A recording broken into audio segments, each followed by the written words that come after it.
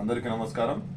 ఇదివరకే అభయహస్తం ఫామ్ని ఎలా నింపాలి, ఆ ఫామ్లో ఉన్నటువంటి వివరాలను ఎలా పొందుపరచాలి అనే విషయం మీద 2 వీడియోలను చేయడం జరిగింది. ఈరోజు 3వ వీడియోను చేస్తున్నాను. ఈ వీడియో లోపల మీకు క్లుప్తంగా వివరిస్తాను ఎలా చేయాలి, ఏం చేయాలనే విషయాన్ని. ఇది 3వ పేపర్ ఇలాగా ఉంటుంది. దీన్ని నేను ఇది డ్రాఫ్ట్ కాపీ మీకు ఆన్లైన్లో కూడా చూపిస్తాను.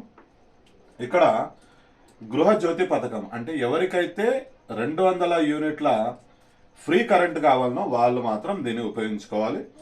అయితే ఈ పథకం సొంత ఇల్లు కాకుండా ఎవరైతే అద్దె ఇళ్లలో ఉన్నారో వాళ్లకు వర్తిస్తుందా లేదా అనే విషయాన్ని మాత్రం ఇంకా ఇంత ప్రభుత్వము క్లారిటీ ఇవ్వలేదు.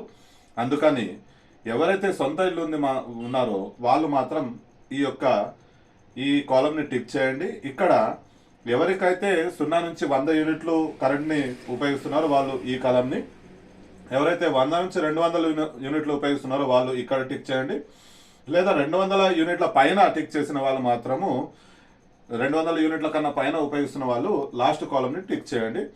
అలాగే ఈ వాళ్ళ యొక్క మీటర్ నంబర్ని కూడా పొందుపరచాల్సి వస్తుంది. ఇంకా చాలా మందికి డౌట్ ఏముంది అంటే ఒకరి ఇంట్లో ఒకటి కన్నా ఎక్కువ మీటర్లు ఉంటే వాళ్ళకు సబ్సిడీ దొరుకుతుందా లేదా అనే క్వశ్చన్ చాలా మందికి ఉంది. అయితే ఈ విషయంలో ప్రభుత్వం కూడా క్లారిటీ ఇవ్వలేదు.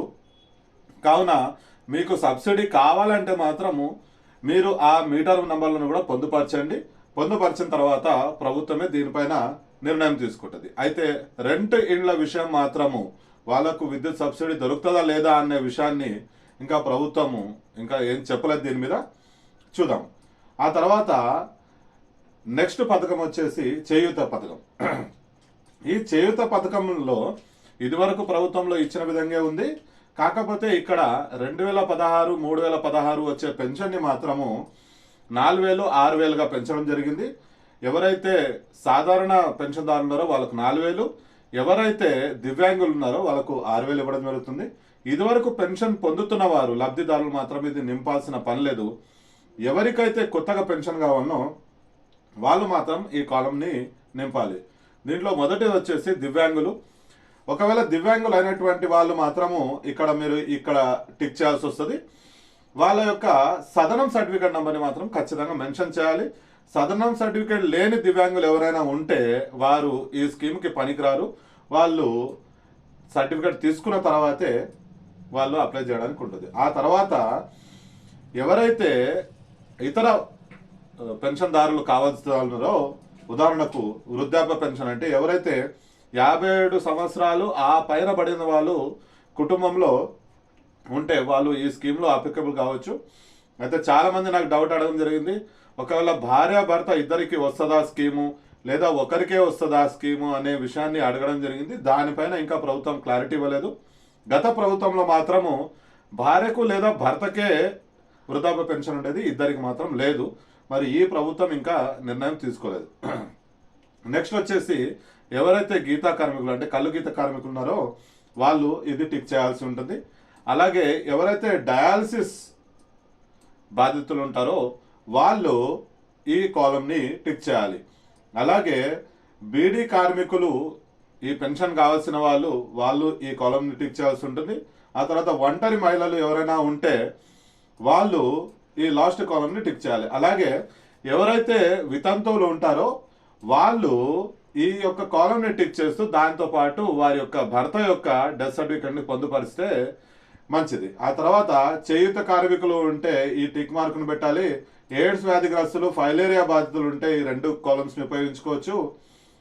ఆ తర్వాత బీడీ టేకేదారు జీవన వృత్తి పొందాల్సిన వాళ్ళు లాస్ట్ కాలంని టిక్ చేయాలి. అయితే చాలా మంది డౌట్ అడుగుతున్నారు, వృద్ధులుగా ఉంటూ వితంతు ఉంటే వాళ్ళకు 2 పెన్షన్లు వస్తాయా, లేకపోతే వృద్ధాపం ఉన్న వాళ్ళు గీతా కార్మికులు ఉంటే 2 పెన్షన్లు వస్తాయా, లేదా వృద్ధాపం ఉండి గీతా కార్మికులు ఉండి డయాలసిస్ బాధలు ఉంటే 3 పెన్షన్లు వస్తాయా?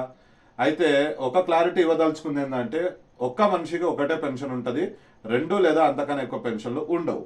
మీరు ఈ విషయాన్ని గమనించాలి. ఆ తర్వాత లాస్ట్ పేజ్కి వద్దాము. లాస్ట్ పేజ్ వచ్చేసి మీకు ఈ విధంగా ఉంటుంది.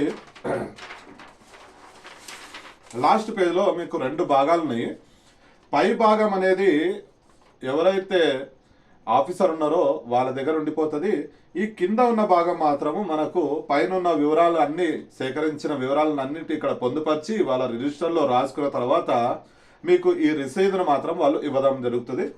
దీంట్లో మీకు జత చేయాల్సినటువంటి పత్రాలను ఇక్కడ వాళ్ళు పొందుపరచడం జరిగింది. ఒకటి Aadhaar card xerox. Aadhaar card ఎవరిది పెట్టాలి అంటే ఎవరైతే మనకు కుటుంబ యజమానిగా మనము ధృవీకరిస్తున్నామో వాళ్ళ ఆధార్ కార్డు మరియు ఆ కుటుంబం యొక్క తెల్ల రేషన్ కార్డు జిరాక్స్ను మనం పెట్టాలి. ఆ తర్వాత మనకు ఇంకా చాలా మంది డౌట్ ఏముందంటే కరెంట్ బిల్లు జిరాక్స్ పెట్టాలన్నా లేకపోతే గ్యాస్ కలెక్షన్ జిరాక్స్ పెట్టాలన్నా అంటే ప్రభుత్వం వారైతే ఇవ్వనవసరం లేదంటున్నారు. కేవలం వాటి నంబర్లు రాస్తే సరిపోతుంది అనే విషయాన్ని వాళ్ళు తెలుపుతున్నారు. అలాగే ఎవరైతే వితంతువులు ఉన్నారో వాళ్ళు తమ యొక్క భర్త యొక్క డెత్ సర్టిఫికేట్ను పెట్టాలని చాలా మంది క్వశ్చన్ అడిగారు. మీరు దీంతో పాటు జతపరచండి. అధికారులు తీసుకోకపోతే మాత్రము అక్కడ మీరు జతపరచదలిచాము అనే విషయాన్ని మాత్రం మీరు పొందుపరచండి. లేదా వితంతు పెన్షన్ నాకు కావాలి అనే విషయాన్ని మాత్రము అక్కడ మీరు టిక్ మార్క్ చేయండి. ఆ తర్వాత ఎవరికైతే రేషన్ కార్డు లేదు కానీ వాళ్ళు ఈ పథకాలలో ఏదో ఒకటి పొందదలుచుకున్నారు వాళ్ళు మాత్రము ఇక్కడ మీరు ఒక తెల్ల కాగితం మీద మీ యొక్క అభ్యర్థనను మీ యొక్క బాధను ప్రభుత్వానికి తెలుపుతూ ఒక తెల్ల కాగితం మీద మాత్రము రాసిచ్చే ప్రయత్నాన్ని మీరు చేయండి. చేసి దానికి ఇక్కడ రసీదులో అధికారితో మాట్లాడి రసీదులో కూడా ఆ విషయం పొందుపరిచేటట్టు ఉంటే బాగుంటుంది. అలాగే చివరిగా మీరు చేయవలసిన పని ఏంటంటే ఎవరైతే కుటుంబ పెద్ద ఉన్నారో వారి యొక్క సంతకము లేదా వేలిముద్రను పెట్టి వారి యొక్క పూర్తి పేరు అలాగే ఏ రోజైతే ఈ అప్లికేషన్ ఇస్తున్నారో ఆ